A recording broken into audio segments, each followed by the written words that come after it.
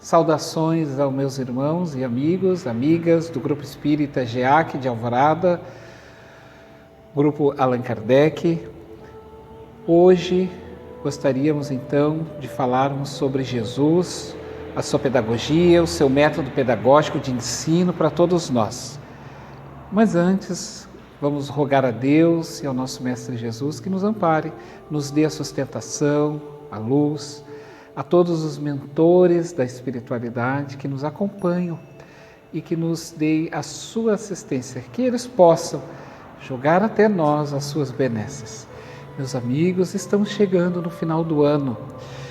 E este final de ano, o nosso grupo, nós estamos encerrando uma etapa que era tão desconhecida para todos nós. É uma etapa em que nós ficamos mais dentro do nosso lar e o Centro Espírita passou a estar dentro do nosso lar. A Sociedade Espírita então migra de um local e passa a fazer parte da nossa família. Com todos os percalços que temos, mas estamos firmes, vamos vencer mais essa batalha com Jesus. E falando em Jesus, nós vamos então trazer hoje para a nossa discussão, para a nossa conversa, mais um conhecimento dentre tantos. Afinal, são tantos vindos todos os sábados e outros dias, tantas informações, tantos conhecimentos tão necessários para a nossa caminhada. E que possa este ser mais um, para a nossa vida, para o nosso estudo e, acima de tudo, para o nosso conhecimento. Então, nós trouxemos para a nossa conversa de hoje conversar um pouquinho de Jesus, mas Jesus Cristo não aquele Jesus que nós conhecemos, que é um Jesus morto numa cruz, mas um Jesus vivo, porque é esse Jesus que o Espiritismo nos traz. É um Jesus mais rico, um Jesus educador. Nós precisamos compreender que o Mestre, ele traz para nós um projeto de pedagogia, um projeto educacional para a nossa alma, para a nossa vivência na nossa vida. É sempre uma vivência diária difícil, mas é aí que nós vamos pautando e construindo a nossa caminhada. E aí, para dar subsídio a tudo isso, nós vamos trazer algumas lâminas aqui do lado, você vai poder acompanhar. E dentre as primeiras, eu gostaria de compartilhar aqui com vocês, é o Evangelho segundo o Espiritismo. O Evangelho segundo o Espiritismo, ele é um dos livros do Livro dos Espíritos. É o livro que embarca todas as leis morais. É o livro da moral. A moral aqui nos toca. Por isso ela é mais difícil, porque o conhecimento, ele é algo que vem de fora e ele não nos exige tanto quanto o desenvolvimento desta moral que está interna, está internalizado dentro de nós. Então, mexer com conceitos velhos dentro de nós requer de nós um processo educacional, requer de nós uma exigência maior do nosso coração. É difícil para todos. E Jesus sabe que é uma caminhada que tem que ser feita entre vidas. Por que entre vidas? Porque são várias existências, mas a gente nunca delega para a próxima. Sempre uma existência precede outra. E este livro, o Evangelho segundo o Espiritismo, é este projeto em que ele traz para nós, com a sua vivência, com as suas parábolas, para nos auxiliar a encontrar um reino de Deus. Um reino que é vagaroso, mas ele é verídico e, como diz Joana de Ângeles, factível para todos nós. Eu trouxe para a nossa reflexão este pensador alemão chamado Immanuel Kant. Kant foi um grande iluminista do século XVIII que vai nos trazer a ideia de ouse saber. Quando ele faz esse convite, mal ele sabia que ousar saber é ousar se conhecer. Porque quando nós conhecemos, nós passamos a ter autonomia em nós. Ele é um espírito, né? E ele agora está em espírito, porque já desencarnou há muitos tempo, mais de séculos. Ele traz para nós o seu projeto de emancipação. O Kant vai dizer assim, ó, como diz a lâmina aqui ao lado: ouse saber, pois é o seu mote, é o seu caminho, né? É o seu rumo. Sua máxima prescreve a saída da menoridade. A sua proposta, contudo, de um iluminismo ainda presente, pois desta causa, desta menoridade do homem, reside a falta, não de entendimento, mas de uma resolução, de uma coragem. Joana de Ângeles também, assim como ele, vai dizer que nós precisamos de coragem. Por quê? Porque nós vamos nos olhar. E nem sempre, quando nós nos olhamos ou nos avistamos, vamos enxergar aquilo que gostaríamos.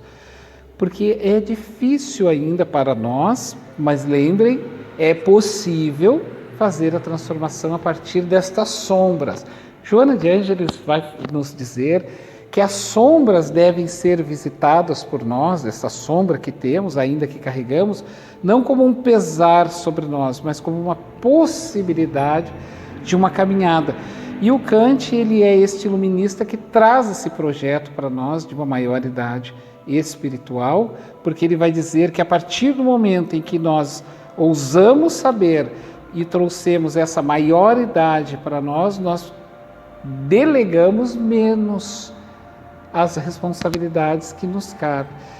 Ora, ao delegar menos, não significa dizer que não precisamos de amparo e de auxílio, não é isso.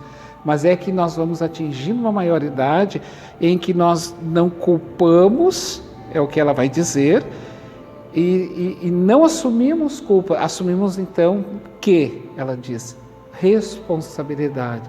E uma responsabilidade que vai nos auxiliar nessa trajetória, sermos emancipatórios de nós mesmos, né? E dentro deste projeto que eu trouxe, vocês estão vendo na lâmina ao lado, temos Jesus então erguendo, né, uma lamparina. Eu trouxe essa imagem de Jesus erguendo essa lamparina porque ela é simbólica.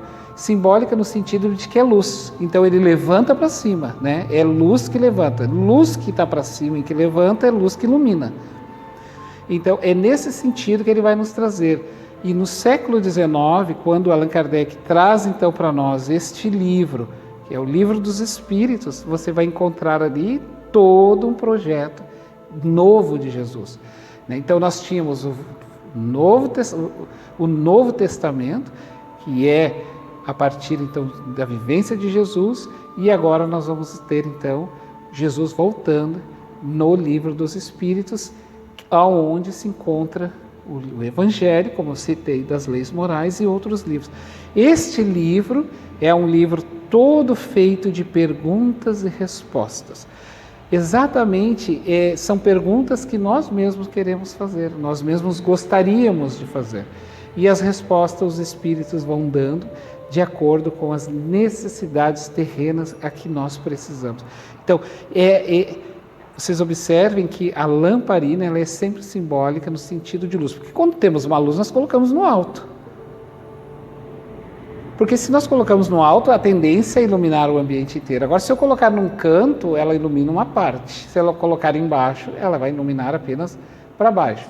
Então, quando o Jesus fala que nós devemos colocar a luz sobre o alqueire, é luz sobre algo em cima, exatamente para que ela banhe todos aqueles que estão nos ouvindo, né? Estão nos vendo. A lâmina seguinte que eu trago para a nossa reflexão do dia de hoje, nesses finais de ano, né, de comemoração de Natal, onde nós vamos nos reunir com a nossa família, para levar Jesus um pouco, né, de paz para dentro do nosso lar, de reflexão, porque é importante haver essas datas, porque é um momento de parada, é o momento em que nós vamos rever situações, perdoar mais, rever atritos, né, não só perdoar, mas também permitir o perdão de outras pessoas que nos fizeram algum mal, porque nem sempre nós fizemos somente mal, né? Nós não somos completamente maus, nós também somos vítimas de muitas situações. E essas datas, elas são importantes porque nos fazem esse chamado, né? E o Natal, ele é marcado por isso, o perdão. Então, dentro deste projeto, como você pode ver de Jesus, ele vai nos ensinar que não estamos sós, que não estamos sozinhos neste mundo. A solidão é algo terrível. Então, a comunicação, voltar, né? Jesus voltar e trazer para nós e nos dizer que os nossos entes queridos, nossos irmãos não morrem, isso é um alento, né? Então, o livro dos médiuns, como ele vai trazer, que é a comunicação entre os sujeitos dos dois mundos, é uma forma que ele nos traz para aliviar a nossa alma. Quer mais alívio de saber que o seu filho, por exemplo, a sua filha, o seu pai, sua mãe, seu tio, sobrinho, seu ente mais querido continua vivo? Ele tira então o pesar desta eternidade infernal ou desta morte eterna, essa ideia de que eternamente eu jamais verei o meu ente, e vem nos trazer o quê? Uma esperança. Então, a comunicação faz parte deste alívio em que Jesus vai nos trazer para nós, como uma contribuição para que nós possamos e continuemos caminhando, né? Continuamos caminhando. Eu vou mostrar mais uma lâmina para vocês. Dentro ainda desta caminhada, ele vai nos mostrar que a dor se torna outra. Por que a dor se torna outra para Jesus? Porque antes o que eu sofria e que parecia não ter mais fim, hoje eu tenho um processo de resiliência. E lá no capítulo 9 do livro O Evangelho segundo o Espiritismo, olha que interessante ali a frase: a obediência é o consentimento da razão, a resignação é o consentimento do coração. Percebam que ela tem 2 pontos. O primeiro, a obediência é o consentimento da razão. Então, a pessoa obediente, ela tem o consentimento da razão. Ou seja, eu aceitei que fulano tinha que ser enterrado, pronto. Mas eu não aceito que ele tenha morrido. Eu enterro, porque eu não posso ficar com um cadáver, porque ele vai apodrecer. Eu não posso ficar. Então, a minha razão diz que eu tenho que enterrá-lo. Agora, a resignação é o consentimento do coração. Então, eu aceito que o meu ente querido se foi, porque no meu coração está consentido de que ele está vivo, de que eu hei de encontrá-lo um dia. Então, veja que tem todo um outro entendimento. Por isso, ele vai nos dizer, a obediência é o consentimento da razão. Então, a razão, o consentimento da razão é obedecer. Mas obedecer não significa dizer aceitar. Então, aceitar é do coração, é algo da alma e é mais trabalhado. É quando nós conseguimos trabalhar mais profundamente.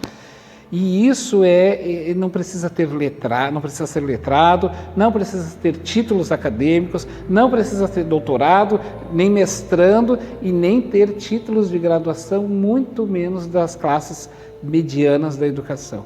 Isso precisa de quê? De resignação, boa vontade e pureza, humildade. A humildade não é a subserviência ou a anulação da vontade, não é isso. A bondade, a humildade, ela é um consentimento do coração. É quando eu ponho a minha fé em algo e acredito naquilo. Eu acredito naquilo que eu estou fazendo. E isso é humildade. Humildade é aquele que cai e levanta. Não é não cair, porque todos vamos cair e deslizar. A humildade está em levantar. Muitos caem e não levantam. O que significa muitas vezes não se levantar não é, entre tantas, a fraqueza, mas um estado de arrogância profunda, porque não se permite ao reconhecer que era fraco e quer recomeçar. O humilde sempre quer recomeçar. O humilde sempre vai recomeçar. E este é o fim da dor que Jesus vai nos trazer nesse sentido. Não é da dor física, porque eu vou continuar sentindo dor física, mas o sentido desta dor. Como eu hei de senti-la? Com que intensidade? Né? Então nós percebemos que determinados X de pessoas que têm determinadas doenças têm a diferença com outros X de pessoas que têm as mesmas doenças quando elas têm mais fé. Então essas pessoas são bem diferentes. Por quê? Deixaram de sentir a dor? Não, vão sentir a mesma dor. Vão passar pelos mesmos remédios, pelas mesmas medicações, vão fazer os mesmos tratamentos, mas o retorno sobre aquilo é muito diferente. E a perspectiva e a vivência vai ser sempre diferente. Nesse percurso, ele vai nos dizer que existe uma doutrina, né? Uma doutrina dentro do Espiritismo, que é a doutrina da causa e efeito. Este capítulo da causa e efeito, onde você vai ver, você percebe no desenho ao lado, que tem um cidadão jogando uma flecha, e essa flecha então bate no bojo e volta. Ou seja, nós atiramos, mas ela volta. E a frase, ela é marcante porque ela diz: a semeadura é livre, mas a colheita é obrigatória. Então nós somos livres para semear o que quisermos. O Espiritismo nos permite isso, semearmos o que quisermos, mas iremos colher de acordo com aquilo que plantamos, quer queiramos ou não. E nós que estamos no caminho do bem, apostando por um caminho do bem, podemos sim plantar e colher, para depois colher. É preciso termos fé. Nesta lâmina em que eu trago agora para vocês, para encerrar o nosso trabalho, você vai ver esta imagem, vou traduzir. Uma imagem de um cão tentando pegar um pássaro. Ele está sobre a beira de um penhasco. E esse é o diálogo que o Espiritismo vai fazer conosco. E é o diálogo que eu gostaria de encerrar e trazer para você que está me ouvindo. Os fatores éticos espíritas, eles vão estabelecer que nem todas as oportunidades, nem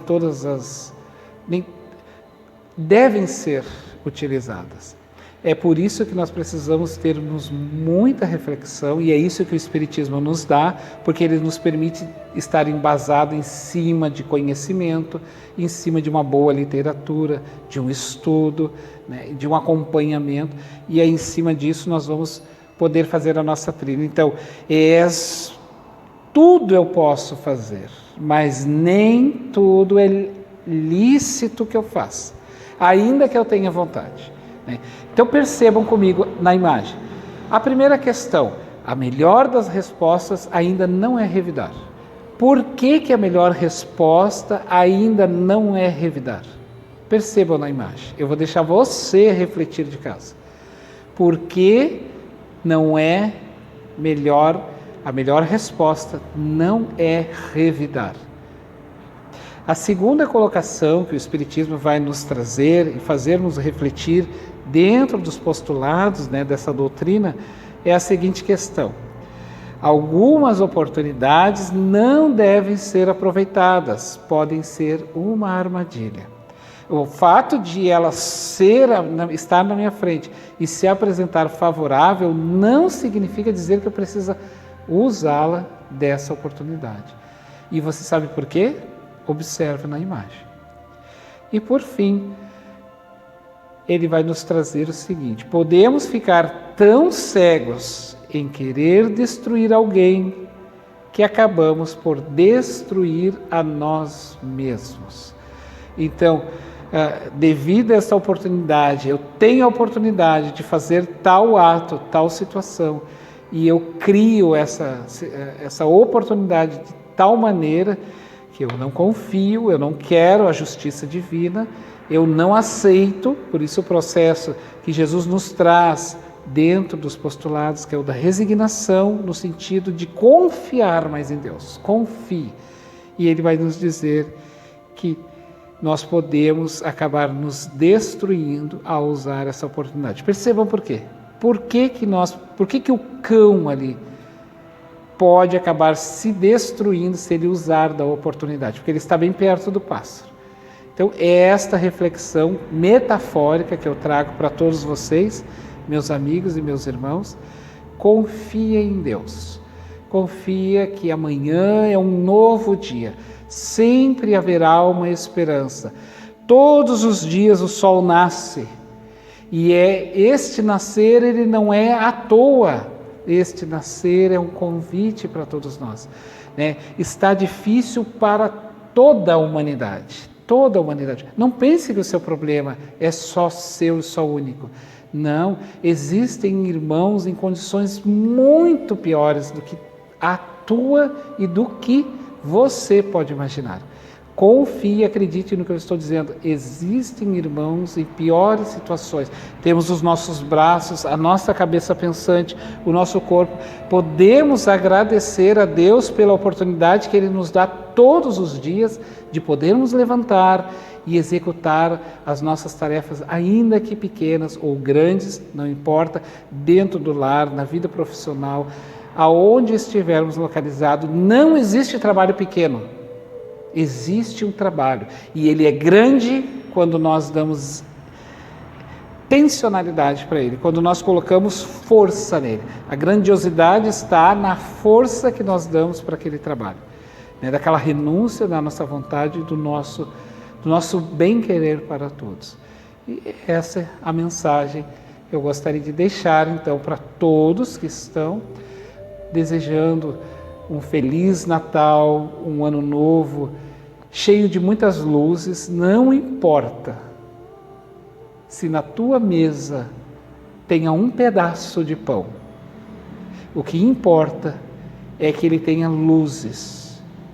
Porque o pão mata a fome, mas o Evangelho mata a fome da alma. O conhecimento mata a fome da alma. É que os espíritos nobres e amigos estejam iluminando a tua casa neste momento. Um abraço a todos.